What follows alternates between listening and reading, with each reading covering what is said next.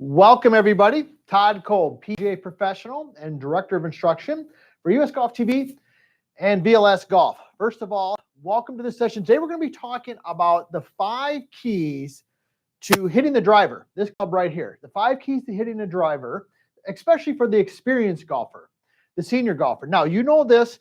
Before we get started, this is a live session. We're live right now. So if you're out there, give me a thumbs up that you can hear us, that the audio is good. And of course, be sure to tell us where you're from. That way, Nick and I know that we can get rolling and you can hear us and we can start diving into this great content that we got covered here for you today. So I got my main man, Nick, behind the camera. Nick, give him the thumbs up. There he is. There's the thumbs up. All right. So I need somebody out there. Give me the thumbs up. Can you hear us? Can you see us okay? How's the audio? We got James right there, said hello already. Good deal. Yes, we got some people from the Netherlands. Look at this. Welcome from the Netherlands. What's the golf season like in the Netherlands right now? That's a place we've never been, but it's a place we need to get to. So, all right, let's see how we're doing out there. We got a bunch of people logging on right now. So today we're going to be talking about, like I said, the 5 different things that we can be doing to help us hit this golf club right here, the driver.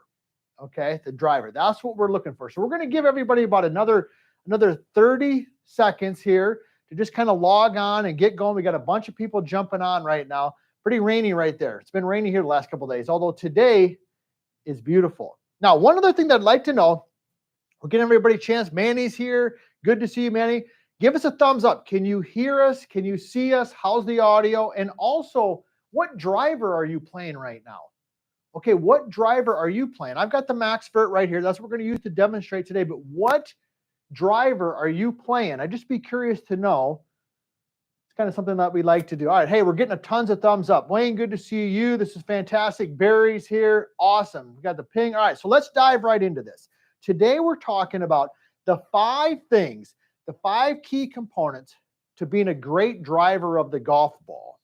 All right. And today I've designed these specific tips and these suggestions around this experienced golfer. You know who you are, the older golfer, right? We're all getting there. That doesn't mean we can't play great golf. All right, so here we go. Number 5, okay, is a slightly stronger grip. So let's dive right into that. And then we're going to talk about why that's important. So number 5 is a slightly stronger grip. So if I look at my lead hand, I'm a right-handed golfer, and I wore my Masters pullover today because next week is the Masters, all right? Next week is the Masters. So my lead hand, my glove hand right here, the more it rotates this way, this is what we call strong. The more my lead hand rotates this way, this is strong. Versus rotating this way, this would be weak. See how the palm goes towards this guy? That would be weak. This would be strong. So first of all, from a definition standpoint, we need to understand the difference between strong and weak. This is strong. This is weak. Okay, now, a neutral grip, or what we call kind of textbook grip, all right, would be when you look down at your lead hand, all right, that you could see roughly 2, maybe 2.5 knuckles. All right, now here's a little tip for you. This is something that's interesting. And you know, one of the things that we're big believers in here at VLS Golf is that there's a lot of ways to swing the golf club. And the information that we provide, I hope, and I hope you're experiencing, is like, let's find what's the best swing for you. So here's an example. Here's an example on the grip, okay? This is the golden nugget. We love these little golden nuggets. When I just stand here, nice and tall, okay, throw my shoulders back and get your chin up like, you know, your mom taught you to do, all right? And I just let my lead arm fall. You'll notice that my lead arm, my left arm here, kind of falls in a certain way. Now, some people's arm kind of falls like that. Some people kind of fall like this way, okay? Everybody's built a little bit different. So when we grip the golf club, what I would suggest you do is just let your lead arm, for me, that's my left arm, let it fall to the side, and then just go ahead and grip it over here on the side. See how I'm doing that? I'm not bringing it in front and then moving my arm this way. Just set it over here on the side and then grip it on the side. Now, why does that work? Well, because this is how my arm and my hand naturally falls. And so I want to grip it in a natural position. All right, is it making sense? Give me a thumbs up if that's making sense. Now, I'm going to go ahead and bring it up front now. And what I want to see is roughly about 2.5 knuckles, and maybe even a little bit more, maybe 3. This would be okay. I wouldn't want any of my experienced golfers, when it comes to the driver, having a weak grip. If you've got a grip this way, Okay, I'm not saying, well, I think that's a problem. I guess to be blunt, all right? I like to see a little bit of a stronger grip. So here's what we've learned on the first thing we're talking about here today. And I'm going to tell you why a stronger grip is more important. What we've learned here is that a stronger grip is better than a weaker grip. A strong grip is when when the hand's rotated this way versus this is weak. We can find that position by simply gripping the club over here on the side, okay? And then bringing it up front, all right? So when we look down at our hand, we can see 2.5, maybe 3 knuckles. Now, why is a stronger lead hand grip better in our opinion? This is one of the cornerstones of the vertical line swing. We put it in the book, The Bad Lie. All the videos that Nick and I and Jordy and JT, all the stuff that we do here, okay, the reason that a stronger grip is better for the experienced golfer is because it helps us release and rotate the club.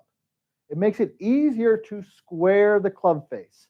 Okay, so notice the club face is squaring or rotating. Okay,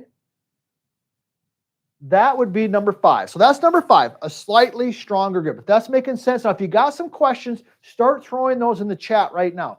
Nick's taking notes. We're going to get to some of these questions. And you know, one of our favorite things, we love hearing where everybody's from. I know some people are like, God, why do you keep asking that? I don't know. It's just kind of fun for us. We like to hear where everybody's from. All right, we got people from the Netherlands. We got people from all over. All right, number 4 is ball position and having the ball slightly forward in the stance. So what does that look like? Like we got Boston, we got people coming in from all over. All right, so slightly forward in the stance. So what does that look like? Well, first of all, okay, I got my stance width. Now I want your stance width to be at least about shoulder width apart. Okay, and one of the cornerstones of the vertical line swing is to take your toes and flare them out just a little bit. Okay, because balance and stability, especially when you're swinging a longer club like the driver, can be a real challenge. Okay, now when we move the ball slightly forward in the stance, now what is forward? Forward is when the ball is more towards my lead foot, which is my left foot. I'm a right-handed golfer. Let's say my target is this direction. A ball is more forward when it's more towards my lead foot. This would be a ball position that's back. This would be a ball position that's forward. Okay, so I want that ball to be forward. Now, normal position or a neutral position for the driver, for a lot of golfers, not necessarily bad, okay, but that position would be where the ball, okay, is just off the inside of the lead heel. So let me go ahead and grab one of our alignment rods. Then we're going to talk about some other fun stuff like how high should you tee up the golf ball, things like that. These are questions that a lot of you I know wonder and are asking. Okay, so here we go. So this position right here would be pretty what I would call neutral or normal for a driver, where the ball is just off the inside of my lead heel. That's not a bad spot.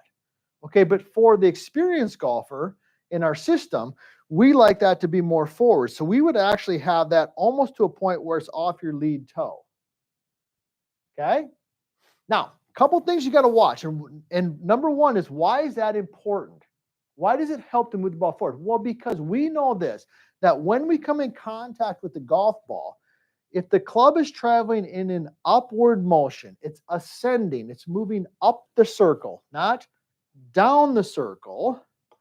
It's moving up the circle. All things being equal, that's going to increase your launch a little bit and bring your spin down. So the ball is going to carry a little bit further and it's going to roll a little bit more. Okay, so that's why we like the ball a little bit forward. Now, what do you got to watch for when you move the ball forward? Well, what you have to watch for, I'm going to switch directions here. Now we're going to go from the down the line view. What you got to watch for, okay, and I just worked on this with one of my students, actually a really good student, okay, that is when the ball gets more forward in the stance, up in the stance, the tendency is to get the shoulders more open. Okay, meaning that the left shoulder, the lead shoulder goes back and the trail shoulder. So if you're in this position right here, we're going to talk about the shoulders. I don't want to give away the secret, but we're going to talk about the shoulders here just a little bit. Okay, but watch your shoulder position. Make sure that your shoulders stay square as you move the ball forward. Okay, now the other thing that a lot of people ask is, how high should I tee up the golf ball? Okay, and keep those questions coming in. I see Nikki's writing over there like crazy right now. He's writing down questions because we're going to save some time to get to those. The other question is, people say, how high should I tee up the golf ball? Okay, this isn't one of the 5 that I was going to talk about, but it's important to know. Generally speaking, you want to tee the golf ball up so that about half of the ball, okay, everybody can kind of see that there, about half of the ball is above the top of the club head. That's a good rule of thumb. Okay, half of the ball is above the top of the club head. That's going to help you promote hitting up on the golf ball. So, all right, here we go. Number 4 was ball position and moving that ball more forward in the stance. Be aware of the shoulders as you do that. So we talked about grip. We've talked about ball position. Now, number 3, and this, this is the most important one. I only listed as number 3 because the last one is kind of one for fun because we got the Masters coming up, which we'll talk about here. But the number 3, I think, is the most important, and that is to increase your hip turn. I'm going to say that again. Increase your hip turn. And for those of you who have been following us here for a long time, you know this. We can describe the golf swing in 8 words, right? We can describe the golf swing in 8 words. And if you've never heard this, write it down because this is a golden nugget. Arms take it up, body takes it around, right? Everybody out there knows that, right? Give me the thumbs up if you've heard that. You know that, right? Okay, arms take it up, body takes it around. What do we mean? That means that when we swing the golf club and we break it down in its most simple form, right? We want to keep this game simple. It's hard, but it doesn't have to be complicated, okay? When I swing this golf club, my arms take it up, my body takes it around, right? Arms take it up, body takes it around. Now, this leads into the most important one. Number 3 is that we have to increase our hip turn because when we increase our hip turn, multiple things happen. And I'm going to show you how to do this in just a second, but you need to understand why we're doing it. Okay, when I increase hip turn, I get length to the swing. If you want to hit the golf ball longer, okay, if you want to hit the golf ball longer, you got to make a longer swing and you got to make a bigger turn to do that. Okay, so that's going to give you more club head speed. The second thing, and this is something that a lot of people don't realize, is that when you increase your hip turn, I can promise you this. When you increase your hip turn, your tempo and rhythm will improve. Your tempo and rhythm will improve. Why is that? Because when you grab this club, what are you looking for? This is one of the most fun clubs to hit. It's one of the reasons we love golf. But what are you really looking for? You're looking for distance. Nothing wrong with that. I mean, nothing wrong with just like, dude, I just want to hit, I want to rip some drivers, man. I want to get some distance, right? Okay, so if you're looking for distance, and we know that the easiest way to get more distance is more club head speed, and we can create more club head speed by a longer swing, okay, we can improve our tempo because we have turned and we have the length of the swing to create the momentum that we need. If you restrict your hip turn, if you have a very short backswing, okay, low and flat and around, we're getting into the heart of the vertical line swing right now, and your swing is only this long, and you're trying to hit this club 250 yards, there's only one way to do it, and that is to get really quick and pop it. However, if you make a nice big hip turn and get some length to your swing, see the hip turn there? Now I've got all this time. This club can go all the way from there, all the way down to the ball. I have all of this runway to create speed versus my swing is here, I have very little runway. So number 3 is to increase your hip turn. So how do you do that? Pretty simple. A couple things. Number 1, and I'll give you a drill to do it. But the number 1 thing is you got to let your trail leg release. And if you've been jumping on our live sessions here, okay, Nick's going to give you a discount code. He's going to throw that in the chat. One of the things we love doing is just providing stuff for our fellow golfers. You're coming here, you're sharing where you're from, okay, things like that. We love that. So we like to give you something, all right? So Nick will put that in the chat right now. And the code is YouTube20. YouTube20 gives you 20% off. But all right, so here we go. Trail leg release. If you let that trail leg release, see that? Boom. That increases your hip turn. Now, for those avid followers of VLS Golf, you know this already because last week we did some great sessions. We talked about some things about Jack Nicklaus and all these things like that. But at any rate, You know, one of the things that we look for in the vertical line swing is the change of knee flex and that daylight. Okay, that daylight between the knees. See that? So that's one of the checkpoints. So the easiest way to get more hip turn is to let your trail leg release. Now, what if you're like, I just can't feel that? Can't do it, can't feel it. I got you. Don't worry about it. Here's what you're going to do. Take your driver. I got my max vert right here. Okay. I'm going to take my driver. I'm just going to hold it almost kind of like a cane, kind of like this, right? And I'm just going to get set up in kind of a quasi golf posture position. Okay. And what I'm going to do is I'm just going to turn and I'm going to take my trail foot, my right foot, just step back. See that? Boom. Little step back. Little step back. And you know this, little step back. We love the three setters, right? We love to do a little three setter and then we hit a ball. So here we go. You want to feel hip turn? Boom. There's one. Feel the turn. There's two. Boom. There's three. Okay, so that's number 3, is we want to increase our hip turn. So we got a stronger grip. We've got the ball forward. We've got more hip turn. Now, number 2, okay, number 2, and keep those questions coming. Nick is writing them down. Look, man, we got people from England, Connecticut, Minnesota, Ohio, Boston. Fantastic. Where are you from? If you're just jumping on right now, throw that in the chat. Let us know where you're from. Texas. Got some Texas fans out there, okay? Also, I'd be curious, who's going to win the Masters? Who's going to win? Oh, look, Nick. Nick's looking over there. Nick, you should throw something in the chat. Who you got? Nick's going to throw his pick in the chat. Who do you think's going to win? Oh, see, he's going Scotty. He's going textbook right there. Okay, who else do you got? Who do you think's going to win the Masters? I'd be curious to think. We're going to get a lot of Scotties. All right, number 2 is upper body tilt. Okay, shoulders. Let me demonstrate this from the face on. So here we go. Number 2 is upper body tilt. So what we've got here, all right, is an upper body tilt is when my upper body goes this way. So my lead shoulder goes up and my trail shoulder goes down. See that? Lead shoulder goes up, trail shoulder goes down. Everybody can kind of see it. Let me do it from this angle right here. Remember how we talked about the importance of the shoulders being square to the target line? Lead shoulder up, trail shoulder down. Now, why is this important? Couple things. Remember how we talked about ball position, ball being forward and hitting up on the golf ball? Well, when I preset my shoulders a little this way, that sets the tone for me to hit up on the golf ball. Okay, versus like this. This would be terrible. Trail shoulder high, lead shoulder low. We would never want that. Boom. See that? Good. Bad. Now, also from the down the line view, here's a little gem. Here's one of these golden nuggets. Instructors, we get these little golden nuggets. We find these little things. I love sharing them with you. Change in knee flex, remember? See the daylight? That's a golden nugget right there. Because if you see daylight between your knees, you've got the hip turn you need. Here is a little golden nugget for your setup. When you're set in there, raise the lead shoulder, okay, trail. Notice how my lead arm is just slightly higher than my trail arm. Everybody see that? Lead arm slightly higher than my trail arm. This will also help you hit the ball from more of the inside. If you tend to slice your driver, getting that lead shoulder up, trail shoulder underneath, right arm underneath in this fashion right here, that will also help you swing the club from the inside. Okay, oh, we got people from South Africa. We got people from all over. This is fantastic.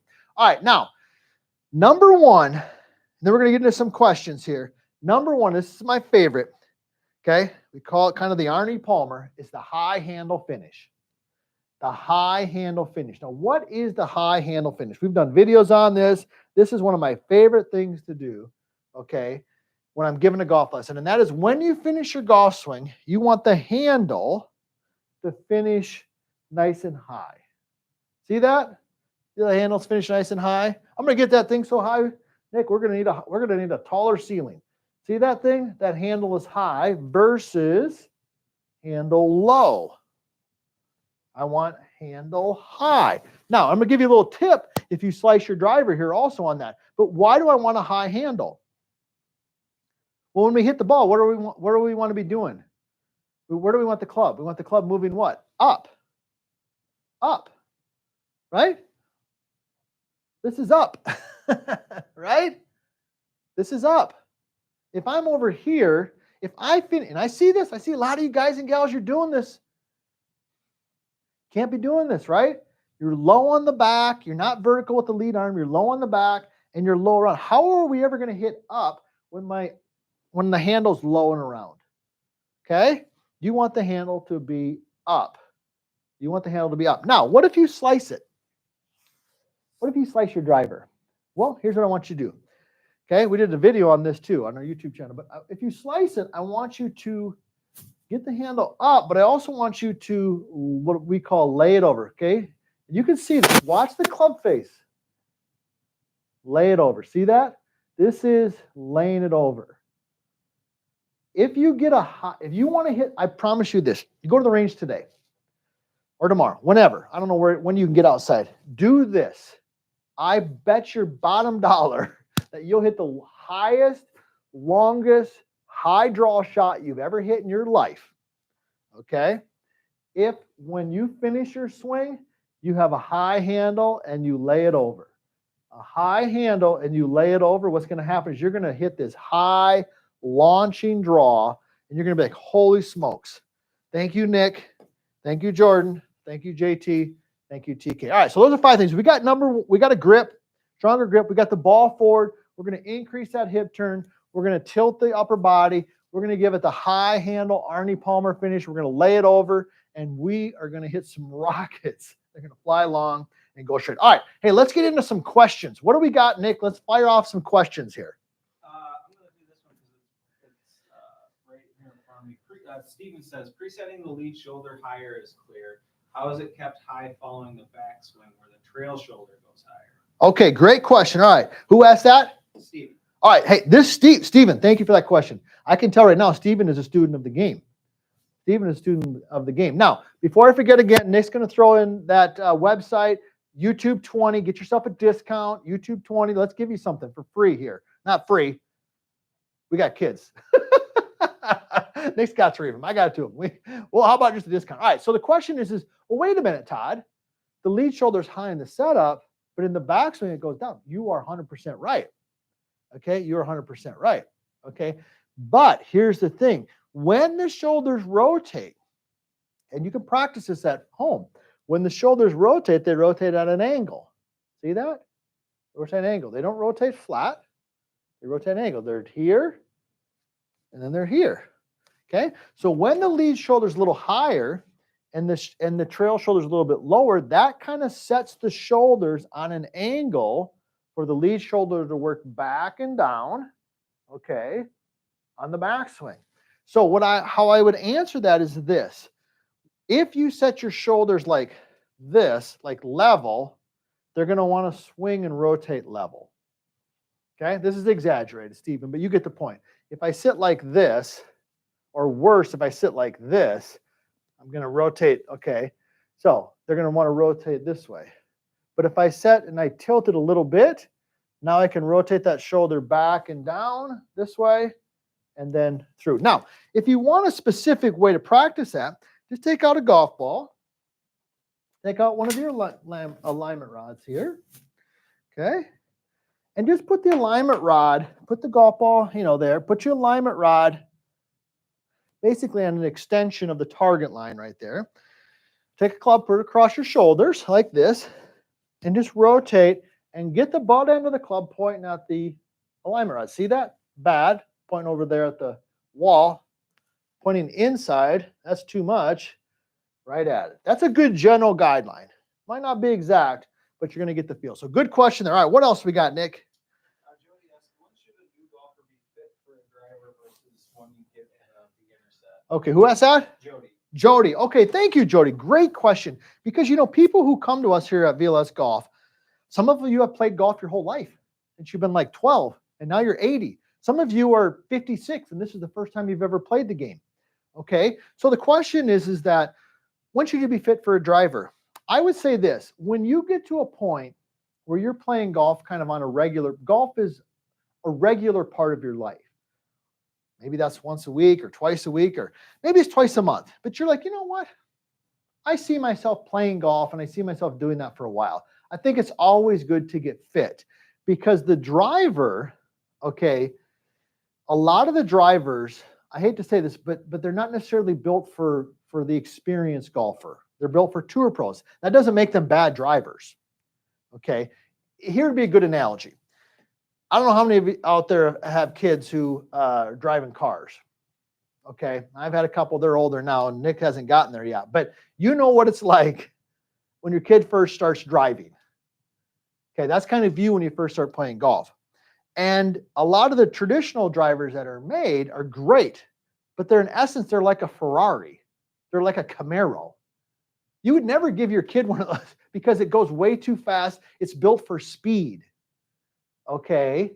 And so what you want to understand is that as an experienced golfer, an older golfer, whatever, I don't drive as fast. I don't swing as fast. Okay, so I need a driver that's specifically built for me. So we're not here to sell you drivers, but that's why in the Max Vert we put 11 degrees of loft on it because it helps get the ball in the air. A lot of traditional drivers have only 9 degrees of loft. That's not enough. That's why we made the shaft a little bit shorter. It's a little bit easier to handle. Okay, most drivers are way too long. Okay, so to answer your question specifically, I would say if you feel like golf is part of your life moving forward, which I hope it is, it's good to get fit for a driver. Because if you go buy one off just the stock shelf there, you might as well be giving your kid a Camaro, okay, and sending them out to learn how to drive. Could be a problem. All right, Nick, what else we got? James was asking, should you move your trail foot back and lean to the right more? Okay, so here's a good question. So let's talk about a little bit here. What should we be doing with the feet? Okay, what I like to see and what we teach in the vertical line swing, and we cover this in the book, The Bad Lie, and we're working on a new book that's specifically for short game. That'll be coming out late this summer. But let's just say this right here is my target line. Okay, this is a good question. I want you to feel, especially if you want to hit a nice high draw, I want you to feel like your feet are slightly close. So this is my target line. I've got my square shoes on. I love these shoes right here. Bob sent me these. These things are fantastic. If you struggle with balance, these got a little bit better traction and wider soles and things like that. They're really comfortable too, but they're really good for balance. Okay, they're square shoes. But so when I'm set in there, I want you to feel like your toes are slightly close. This would be exaggerated. See that? See how my feet are kind of aimed to the right of the target line? So this would be square. I want you to feel like your toes are slightly closed. Now, why is that? Well, that's going to help us swing the club more from the inside. It's going to help us swing. And I'm not going to dive a bunch into all the science of the golf swing and things like that. But just understand that when your stance is slightly closed, all things being equal, that'll help you actually swing a little bit more from the inside. Okay. Now, here's the thing you got to watch out for. I'm glad you asked this question. Is that when we take the lead shoulder and we raise it a little bit, okay, it's pretty easy to get our weight back on our trail foot. Now, here's a question for somebody. We like proper weight distribution at the setup. Who knows what that weight distribution is? Does anybody out there know what that is? If you do, type it in the chat. We say it all the time. It's one of the cornerstones of the vertical line swing.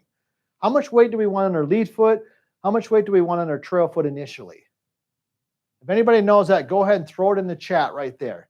Okay, bingo. Thank you. Manny drilled it. 60-40. Okay, so when you tilt, this is fantastic. Look at Nick. Look at these. We're learning out there. Steven's got it. Manny's got it. Thank you. We want the 60-40. We want 60 on the lead, 40 on the trail. So you got to watch that. Sometimes when we bring this trail shoulder up, the weight goes back. Now, we like the weight forward, 60-40 here, because there's 3 ways to create club head speed. We talk about this in the book, 3 ways: rotation, vertical, and lateral, side to side. We cover it in the book, The Bad Lie. Nick can throw the link in there if you're interested in it. But when you have that 60-40, it makes it easier to shift that weight and move to the trail side and get the club going. All right, so good question. I hope I answered that. I know I went on a little bit of a tangent right there, but I think it's important that we get set up correctly in order to make that happen. All right, Nick, what else do we got?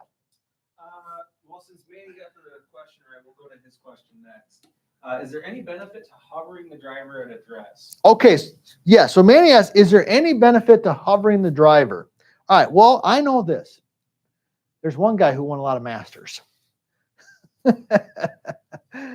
And his first name is Jack. Last name starts with an N. I'm sure we all know who that is, right? Mr. Jack Nicklaus, one of the greatest golfers of all time.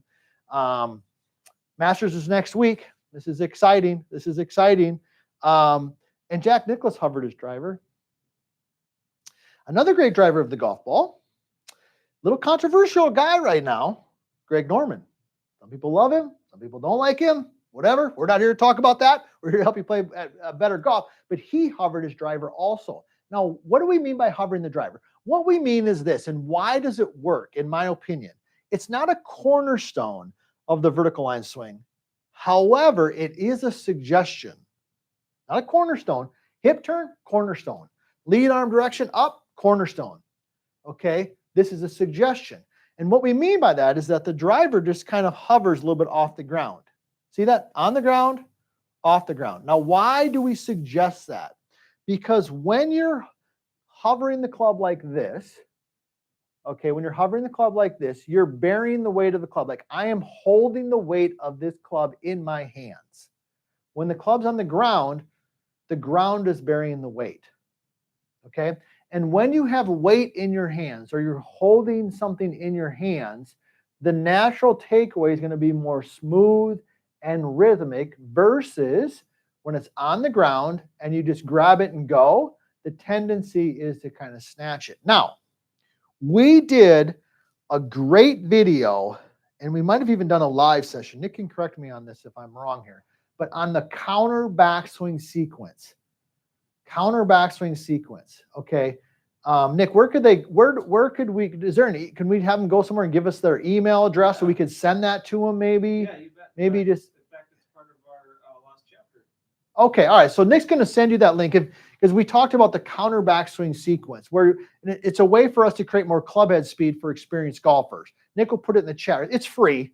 Okay. It's free. We're not trying to get money out of it. It's just free to help you play better golf. But one of the things we do in that is we put the club in front like this because the weight of the club, the momentum of the club swinging and moving can help us create rhythm and tempo. So long-winded answer to your question, Manny, but in essence, it's a suggestion. Yes, to hover it. Jack Nicklaus did it. Greg Norman did it. It's worth trying out. Might work for you. All right, Nick, let's get into a couple more questions. We got time for a couple more here. We got a great group today. We appreciate everybody being here. VLS Golf. Check it out, vlsgolf.com. YouTube 20 for a discount, 20% off. What else we got, Nick? Let's go with James. Just put this one in. I was going to have his other one, but this one I like more. Should you have a straight left leg at the finish? Okay, so good question. Thank you, James. So what about on the finish? What about on the finish? Where should our weight be on the finish? Okay, well, number one is the weight should be forward. Boom, forward. See that? Knees touching. Boom. That's one of the simple concepts. Knees touch. And I'm going to give you a way to get this in. I'm going to give you a drill to do this in a second here. Knees touching. All right. Now, how much? Quite a bit. Pretty much all of your weight. Maybe 90%. Okay. Now, should the left knee or left leg be straight?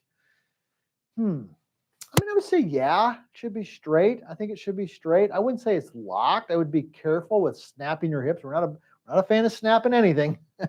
Don't snap your hips. We don't like that, right? We want to move and be rhythmic. So I would say, yes, it should be pretty straight. A little bit of bend in it is okay. Now, the easiest way to get in that position I have found is our right-left drill. It's our favorite drill of all time. Right-left. You've seen it. For those of you who've seen it, you know where we're going with this. But it's basically you just put the club in continuous motion, back and through. Boom, little right, little left, little right, little left. Meaning when I say right, my weight and club are on the right side. When I say left, my weight and club are on the left side. And when you put the club in continuous motion, doesn't have to be full speed, what you'll find is that your weight will naturally get forward and you'll get into that position. So it looks like we got a couple other good questions there, Nick. Let's answer a couple more of those before we kind of wrap her up here. This one was from a little bit earlier. How do you pivot without swaying? Okay, so this is a great question. This was asked earlier. How do we pivot without swaying? This is a great question. Okay, this is a great question. How do I pivot without swaying? All right. Well, here's the thing. First of all, watch my feet now. I'm going to watch my square shoes here. Bob's going to love me because I mentioned the square shoes a couple times. So this is a sway. See that? This is a sway. Now, this is a sway because the weight's going to the outside of my feet. Now, I don't recommend doing this at home because I don't want anybody twisting your ankle. Okay? This is not a sway. This is not a sway. Okay? Now, why is it not a sway? Because the weight stays on the inside of the foot. When the weight goes to the outside of the foot, that's a sway. When the weight stays on the inside of the foot, that's a pivot, a load, a coil, whatever word you want to use. Now, I have found in 30 plus years of coaching golf that when we release the trail leg, you've heard me say that a couple times today, when you release the trail leg and you turn your hips, it's easier to keep that weight on the inside of the foot. When people start trying to restrict their knee, they keep their trail knee bent, what happens is that if they don't have a lot of flexibility, something's got to give. Something's got to give because the shoulders and arms and club are moving away from the target, but yet you're restricting that movement so something gives. And typically, in older, experienced golfers, it gives way in the foot, and it goes like that. And then they sway, okay? And then they have no distance, no power, anything like that. So let's get one more question, Nick. We got one more question we got time for. All right, what do we got? This is one I don't know we've really covered a lot. Head position, steady or slightly moving? Oh, wow. This is a great question. Do you know who came up with that? Nick Sturgeon. Okay. Okay, thank you. I don't know. I'm sorry if we're not pronouncing your name correctly, but that's one of the best. Nick, this is a thumbs up on that one. There we go. That's one of the best questions we've had because a lot of people don't ask about head movement. All right, so let's talk about head movement. All right, so a couple things. First of all, this is a golden nugget. Write this one down. The head moves. Let me say that again. Your head, if you swing the golf club correctly, is going to move. Don't try to keep your head perfectly still. Okay, now, it shouldn't be moving all over the place. Okay, but it does move a little bit. Okay, now, here's the thing. Here's the thing. Okay, when it moves, it doesn't move up and down a lot. We don't want this movement, but a little bit of side to side movement is acceptable. Let me say that again. Up and down movement, although there will be a little bit as you get into the finish. As you get into the finish, you're going to release and get up a little bit. We want to release that. We don't want to hurt our back. We want to release the body. Okay, we want to release the body a little bit. But in the backswing, the head from an up and down standpoint stays pretty steady, but it does move a little bit side to side. All right, because this is a real killer. I see this a lot with golfers, especially new golfers. They've been told to keep their head down. So they get set up over the golf ball. And I'm going to give you a little tip on this, okay? But their chin is down and they look like this. I mean, I don't see anybody playing golf on TV looks like that. Do you? Take your chin, lift it up. Lift it up, okay? Don't be afraid for your chin to come up so you can rotate and you can turn. So what should you be doing? Here's what you should be doing, okay? This little golden nugget. This is another, well, we've got some good golden nuggets today. So let me do this. I gave this actually to one of my, I've given this to a couple of my tour professionals and, regular weekend warriors like the rest of us. This works for a lot of golfers. So here's what I want you to do, okay? I want you to focus on your eyes, not your head. Your eyes and where your eyes are looking. So if you feel like you have too much sway side to side, what I want you to do is I want you to focus on your trail eye, which for me is my right eye, that my trail eye stays looking at the golf ball. Okay, see that? So my trail eye stays looking at the golf ball. When my trail eye stays looking at that ball, that helps me stay more centered and less movement, okay, versus looking at it out of my left eye, my lead eye, okay?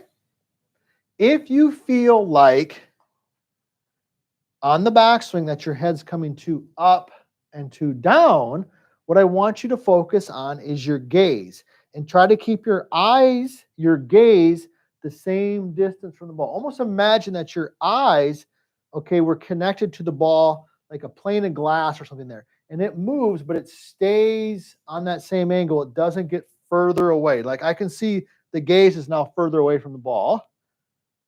The gaze is now closer. And when you focus on your eyes and your gaze, what's happening there is that's a different type of sense. in the body versus the head moving. Okay, hopefully that makes sense. All right, now here's what I want you to remember. We've talked about some great ways to hit the driver. Okay, stronger grip, ball position a little bit forward, increase that hip turn, get some upper body tilt, and give it that high handle Arnold Palmer finish. Okay, now next week, the team is going to the Masters. We're going to the Masters. We're going to take some pictures. We're going to do some really cool stuff. So when we come back, we're going to share a lot of that with you. So next week, we're not going to be here, but we will be here on April 16th. Same time, same place. April 16th, we'll be here. And we're going to talk about how to improve your contact with your fairway woods.